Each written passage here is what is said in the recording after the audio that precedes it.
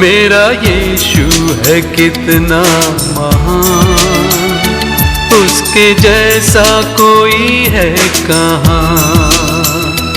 उसके चरणों में सजदा करूं, वो ही तो है मेरा खुदा।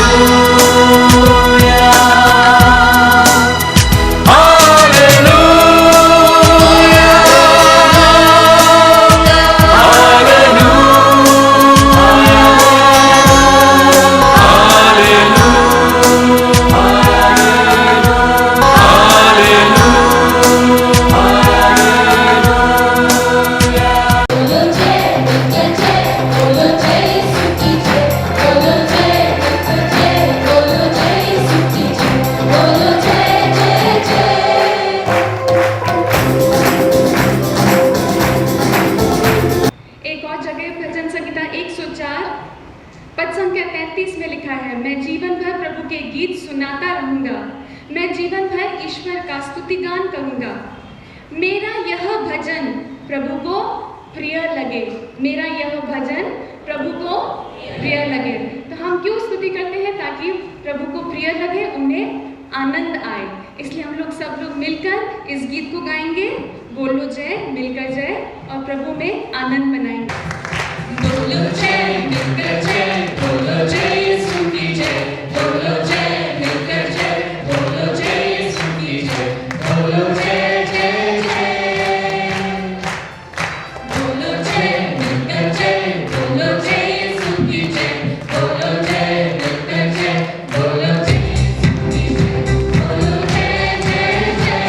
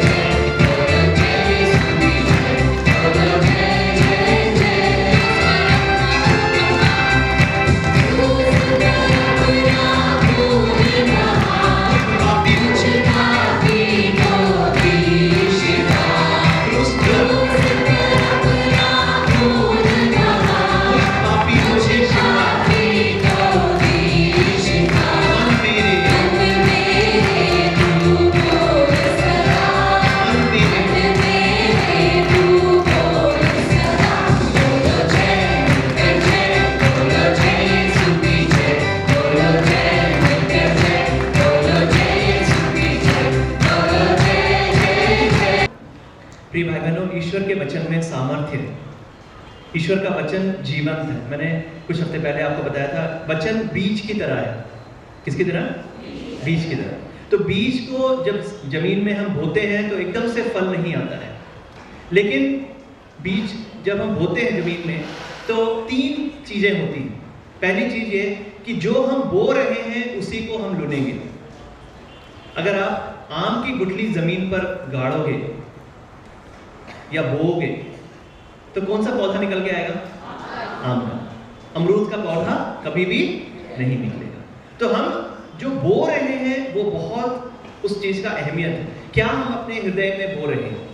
इसीलिए हम सत्संग में जब आ रहे हैं तो ईश्वर के वचन को बोने का हमें विशेष ध्यान रखना है। ये एक सिर्फ शुरुआत है हमारे जीवन में ईश्वर के वचन को बोने का। नियमित रूप से हमने ईश्वर के वचन को अपने हृदय रूपी जमीन पर बोना है। पहला नियम, जो हम बोते हैं वही लुनेंगे। अगर हम एक आम का बीज बोएंगे तो हमें सिर्फ एक आम मिलेगा? कितना मिलेगा? बहुत ज्यादा। कितना सारा? 100, 200, हजारों। पूरे जो आम, जो वृक्ष का जो उम्र है उसमें बहुत हजारों आम हो, लेकिन वो सिर्फ एक बीज से शुरुआत होती है। तो अगर दूसरा नियम यह है कि अगर हम एक बीज बोते हैं तो एक बीज हमें वापस नहीं मिलता, लेकिन बहुत सारा उसका फल उत्पन्न होता है। और तीसरा नियम क्या है? सबसे महत्वपूर्ण, बोने और लुनने में, बोने और फल तोड़ने में क्या है? समय है। जिस दिन हम बोते हैं उसी दिन हम उसको फल नहीं तोड़ पाते। और ये नियम हमारे जीवन में उतना ही सच है जितना खेत में बीज बोने वाले किसान के लिए ये सच है। किसान जब बीज बोता है उसे विश्वास है कि कुछ समय बाद इसका फल उत्पन्न होगा, और उसे विश्वास है कि उसने अगर एक बीज बोया है तो एक बीज उसे वापस नहीं मिलेगा, लेकिन बहुत सारा उसका फल उत्पन्न होगा। ठीक उसी प्रकार है बीज तो एक उदाहरण है हमारे लिए, लेकिन ईश्वर का वचन जिस प्रकार एक बीज की तरह है। अगर हमने अपने हृदय रूपी भूमि पर ईश्वर के वचन को बोया है, एक वचन बोया है, तो वो कई प्रकार, कई फल उसका उत्पन्न होगा। एक वचन वापस नहीं आए, एक फल नहीं, बहुत सारा फल उसका उत्पन्न होगा। लेकिन बोने और लुनने में किस चीज का है? समय, इंतजार करने की जरूरत है, प्रतीक्षा करने की जरूरत है। इसलिए ईश्वर की प्रतिज्ञाएं एक क्षण भर में पूरी नहीं होती। ईश्वर चाहे तो ऐसा कर सकता है, लेकिन ईश्वर ऐसा करता नहीं है। क्यों? ताकि हम विश्वास में आगे बढ़े, हम प्रभु के भरोसे में आगे बढ़े, नियमित रूप से प्रभु के साथ जुड़े रहें। जब हम जुड़े रहेंगे तब वो फल उत्पन्न करेगा। इसलिए जरूरी है भाई बहनों कि हम अपने हृदय रूपी जीवन पर, हृदय रूपी भूमि पर क्या फल, क्या बीज हम बो रहे हैं। अगर अच्छा बीज बो रहे हैं तो अच्छी चीजों का फल उत्पन्न करेंगे। अगर बुरे बीज हम बो रहे हैं तो बुरे फलों का, बुरे चीजों का फल उत्पन्न करेंगे। अगर हम एक बुराई बो रहे हैं तो एक बुराई हमें वापस नहीं आता है। कितने आती है? हजारों। एक अच्छाई बो रहे हैं तो हजार आएगा। इस चीज का विशेष ध्यान देना है हमें। तो सिर्फ सत्संग के दिन में हमारे हृदय में ईश्वर का वचन को नहीं, रोज हमारे जीवन में ईश्वर का वचन बोने की जरूरत है। Hallelujah, hallelujah, hallelujah, hallelujah, hallelujah, hallelujah. हे प्रभु यीशु, हे प्रभु यीशु, आपके वचन को नियमित रूप से पढ़ने के लिए मुझे कृपा दीजिए। Hallelujah, hallelujah, hallelujah, hallelujah. तो सत्संग में अगर आ रहे हैं तो ये शुरुआत है। जैसे होता है ना, कई बार गाड़ी जब रुक जाती है, अपने आप स्टार्ट नहीं होता तो क्या करते हैं? अपने आप स्टार्ट नहीं हो रहा, उसको टर्न करते हैं, उसको किक कर रहे हैं, स्टार्ट नहीं होता, क्या करते हैं? कैसे स्टार्ट करते हैं? हमारे भारत में तो ये बहुत ही मतलब सब जगह देखते हैं ना। क्या करते हैं? पीछे से 2-3 लोगों को बुलाते हैं और धक्का लगवाते हैं। थोड़ी देर धक्का लगाने की जरूरत है, फिर अपने आप गाड़ी स्टार्ट। तो सत्संग सिर्फ धक्का लगाने के लिए।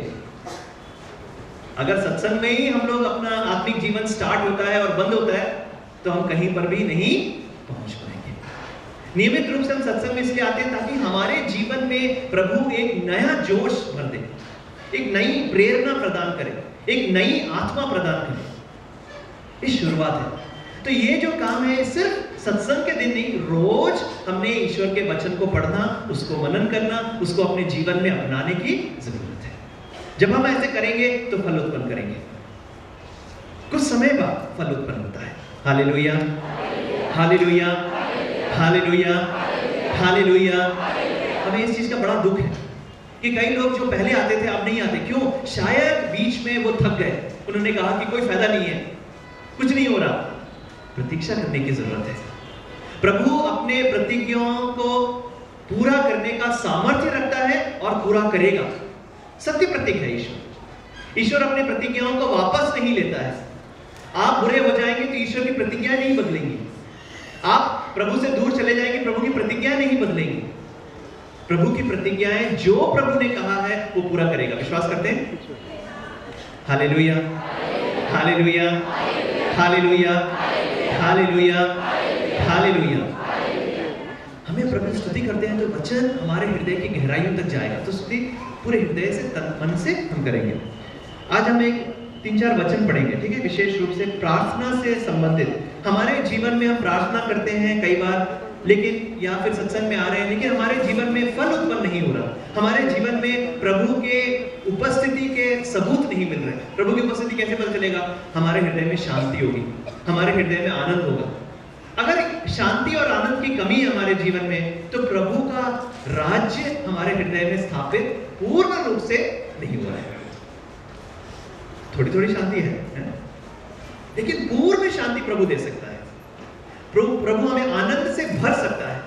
लबालब प्रभु अपने आनंद से भर सकता है। और प्रभु का आनंद जब भर जाएगा, ईश्वर का वचन कहता है प्रभु का आनंद मेरा बल है। प्रभु का आनंद मेरा सुनाई नहीं देता। प्रभु का आनंद मुझे मेरा Joy of the Lord is my strength. तो प्रभु का आनंद और शांति देने का सामर्थ्य ईश्वर रखता है। लेकिन कई बार क्या हमारे जीवन में कमी है? वचन हमें सिखलाता है। मरकुस का सुसमाचार 11वां अध्याय। मैं आपसे हर बार कह रहा हूं बाइबल लेकर आना, लेकिन मुझे लग नहीं रहा है कि आप लोग ध्यान दे रहे मेरी बात का। ठीक है, कोई बात नहीं, ईश्वर देखता है। प्रभु आपको प्रेरणा देगा, प्रभु की आत्मा आपको याद दिलाएगी अगले बार जब आप आएंगे कि आप बाइबल लेकर आए। तो कई लोगों को लगता है क्या बाइबल लेकर जाना है? लेकर आइए, उसका आशीष आप जरूर पाएंगे। ठीक है, मरकुस का सुसमाचार 11वां अध्याय 25वां वचन। वचन में यीशु अपने शिष्यों से कह रहा है। कौन कह रहा है? अपने बगल वाले को बोलिए, यीशु अपने शिष्यों से कह रहा है। कोई नहीं कह रहा ऐसे नहीं, हम ठीक से बोलिए, यीशु अपने शिष्यों से कह रहा है। यीशु मुझसे कह रहा है। बोलिए, यीशु मुझसे कह रहा है, जब तुम प्रार्थना के लिए खड़े हो,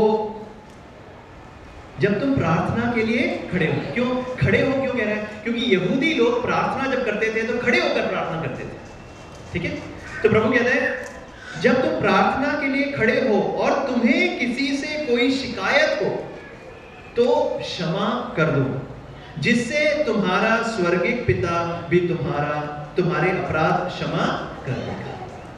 जब तुम प्रार्थना के लिए खड़े हो और तुम्हें याद आता है कि तुम्हें किसी व्यक्ति से नफरत है, गुस्सा है, उसने मुझे चोट पहुंचाई है, उसने मुझे दर्द दिलवाया है, तो क्या करना है? सुनाई नहीं दे रहा, क्षमा करना है, क्षमा करना है। कई लोग कहते हैं ना, मैं मर जाऊंगा लेकिन क्षमा नहीं। सोचते हैं बहुत बड़ा गर्व की बात है। हिंदी फिल्मों में हम क्या देखते हैं? क्षमा नहीं देखते हैं। क्या देखते हैं? बेटा, फिल्म कैसे शुरू होती है? चिता जल रहा है, बेटा देख रहा है चिते को, और उस समय किसका चिता है? अपने उसके बाप का चिता जल रहा है। उस चिते को देखकर बेटा कह रहा है मैं बदला लूंगा। फिर ऐसे कैमरा ऐसे ऊपर होता है और बच्चा धीरे धीरे चल रहा है, वो बड़ा हो गया। फिर आखिरी सीन क्या होगा? फिल्म देखने के पहले भी आप बता सकते हैं, विलन के गले पर उसका पैर होगा, बोलता है तुम्हें याद है ना? और हम सब तो ताली बजाते हैं, वेरी गुड, यू नो, बड़े खुश होते हैं। तो जाने अनजाने हमारे अंदर ये एटीट्यूड भर जाता है, ये स्वभाव भर जाता है कि बदला लेना है। अगर किसी ने मुझे चोट पहुंचाई है तो उसे बदला लेना है। उसने अगर मुझे 100 का नुकसान पहुंचाया तो मैं उसे 200 का नुकसान पहुंचाऊंगा। हालेलुया। ये हमारा साधारण सोच है। प्रभु इस सोच में प्रवेश करता है। प्रभु का वचन इस सोच में प्रवेश करता है। प्रभु अपने शिष्यों से कहता है तुम मेरे पास आना चाहते हो तुम्हारी इच्छा में देखता हूं, तुम नियमित रूप से सत्संग में आते हो, तुम प्रार्थना करते हो, लेकिन तुम्हारे प्रार्थनाओं का कई बार उत्तर नहीं मिल पाता। कारण शायद यह है, प्रभु कहता है, जब तुम प्रार्थना के लिए खड़े हो और तुम्हें याद आता है कि तुम्हें किसी से गुस्सा है, नफरत है, द्वेष है, क्षमा नहीं कर पा रहे हो उस समय, तो प्रभु कहता है तुम निर्णय लो कि मैं उसे क्षमा करूंगा, तब तुम्हारी प्रार्थनाएं सुनी जाएंगी। Hallelujah, hallelujah. जब तुम प्रार्थना के लिए खड़े हो और तुम्हें किसी से कोई शिकायत हो तो क्षमा कर दो, जिससे तुम्हारा स्वर्गिक पिता भी तुम्हें क्षमा कर दे। क्षमा करना मतलब, कुछ दिन पहले मुझसे कोई कह रहा था सब कुछ कर सकता हूं लेकिन मैं क्षमा, जब वे व्यक्ति कह रहा है ना कि मैं सब कुछ कर सकता हूं लेकिन क्षमा नहीं करूंगा, तो झूठ बोल रहा है, वो कुछ नहीं कर सकता। अगर क्षमा किए बिना हम कुछ भी भला कार्य कर रहे हैं, उस भले कार्य में ईश्वर की कृपा नहीं है, ईश्वर का राज्य उससे नहीं बढ़ेगा। हम सोच रहे हैं बहुत भला कार्य कर रहे हैं। Hallelujah, hallelujah, hallelujah. भाई बहनों, हमारे जीवन में कोई ना कोई ऐसा है जिसको हम नफरत करते हैं, गुस्सा करते हैं, हम उनकी ओर देखना नहीं चाहते हैं, हम उनकी बातें सुनना नहीं चाहते हैं, उनके बारे में कोई जब बुराई करता है तो हमारे हृदय में खुशी होती है। भागना नहीं है सच्चाई से, इस सच्चाई का सामना करना है ईश्वर के वचन के साथ। ईश्वर का वचन कहता है जब तुम ऐसे व्यक्ति को याद करते हो, और प्रार्थना के समय में विशेष रूप से ये व्यक्ति याद आते हैं। अब कहते हैं अरे यार मैं प्रार्थना करने बैठा था और मुझे इनकी याद आ रही है, प्रार्थना का मूड ही खराब कर दिया। क्यों उस समय याद आता है? क्योंकि प्रभु की आत्मा आपसे बातचीत कर रही है। क्या कह रही है? आत्मा ये कह रही है, धीरे शब्दों में, छोटे शब्दों में, ये हमारे हृदय में वो कह रहा है कि हमें क्षमा करना है। लेकिन हम कहते हैं हम मर जाएंगे लेकिन क्षमा नहीं करेंगे। कृपा मांगना है आज, प्रभु से कहना है प्रभु मैं, मेरे जीवन में व्यक्ति ने जो भी कुछ चोट पहुंचाई है, कैसा भी गहरा चोट क्यों ना हो, कितना ही गंदा चोट क्यों ना हो, कितना ही पुराना चोट क्यों ना हो, मैं निर्णय लेता हूं कि मैं आपके सामने उसको समर्पित करूंगा, उस चोट को, और उसे क्षमा करूंगा। क्षमा करना एक निर्णय है। हम सोचते हैं क्षमा करना एक इमोशनल चीज है, भावनात्मक चीज है, नहीं, एक निर्णय है, decision to forgive. We decide to forgive, हम डिसीजन लेते हैं। आपने निर्णय लिया कि आज मैं सत्संग में जाऊंगा या जाऊंगी, है कि नहीं? अगर आप ऐसे सोच रहे हैं ऐसे होते नहीं, आपने डिसाइड किया। हो सकता है आपका तबीयत ठीक नहीं था, फिर भी आपने डिसाइड किया नहीं मैं आऊंगा या आऊंगी। हो सकता है आपके पास पैसे की कमी थी, आप सोच रहे थे पैसा बचा लूंगी, यहां नहीं आऊं तो बस का किराया, मेट्रो का किराया बच जाए। नहीं, आपने डिसीजन लिया। निर्णय लेना है। आप जब यह सुन रहे मेरे वचनों को, प्रभु की आत्मा आपको याद दिलाएगा किन लोगों के प्रति, किन लोगों को हमने अपने हृदय से दूर हटा के रखा है। उन लोगों को प्रभु के सामने कहना है प्रभु मैं उन्हें क्षमा करूंगा या करूंगी।